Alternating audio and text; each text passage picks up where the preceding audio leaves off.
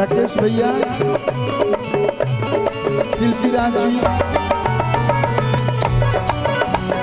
छोटी बहन,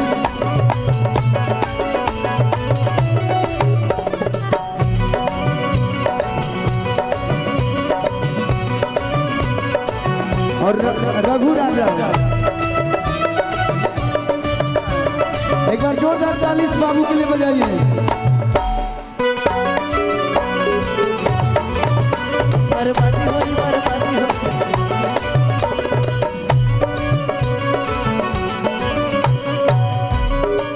देखो क्या है,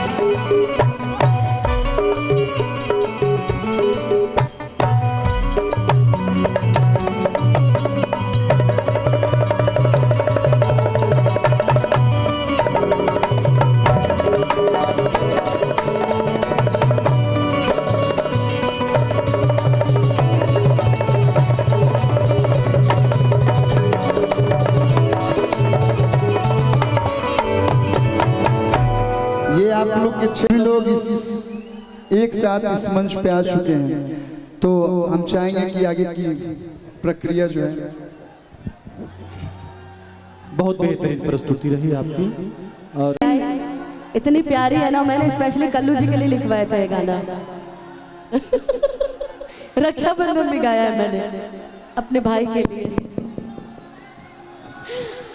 हेलो हेलो हेलो।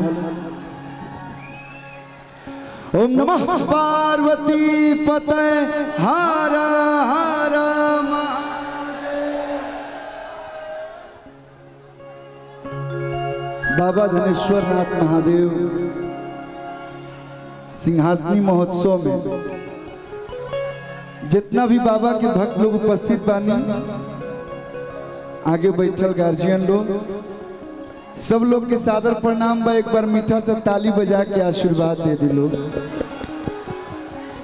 बहुत बहुत धन्यवाद जिला प्रशासन के सारा अधिकारी लोग के, और सबसे ज्यादा धन्यवाद कहल चाहब जे हमरा के इनाम भोजपुरी के हर कलाकार के अपना दिल में बसा के रखे ना, और इतना व्यस्तता शेड्यूल में भी आपन ज्यादा समय निकाल के हमने के हमेशा स्नेह आशीर्वाद प्यार देना माननीय मंत्री जी मिथिलेश तिवारी जी के एजे से मन से भी प्रणाम करते हैं। एक बार जोरदार ताली आप लोग भी बजा दे लोग।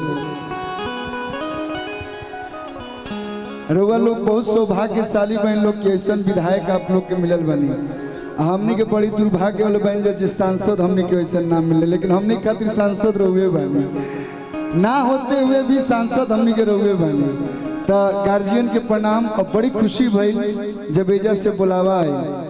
और मंत्री जी के बारे में बस हम ये कहब कि अगर एक बार यहाँ के कोनो भी कलाकार के कह दीना कि बाबू एजा आवे के बाद, तो हमरा लगता कि कोनो भी कलाकार दुनिया के कोनो भी कोना में रहस मंत्री जी खातिर हाजिर हो जाले। तो ये आपके प्यार से, ये आपके स्नेह से, प्यार हमेशा बनल रहूं।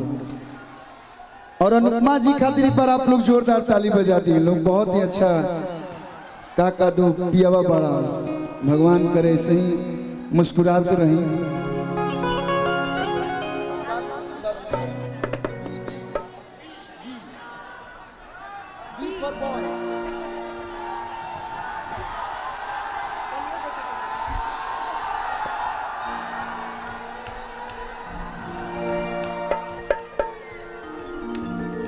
आई कलाकार के लंबा लिस्ट बा, ठीक ना, लेकिन पहला एगो देवी गीत से हम शुरुआत कर रहा बानी। एक बाद भोले बाबा के प्यारा प्यारा भजन आप लोग के बीच हुई। तो जैसन आदेश भइल बा वो आदेश के पालन कर ली।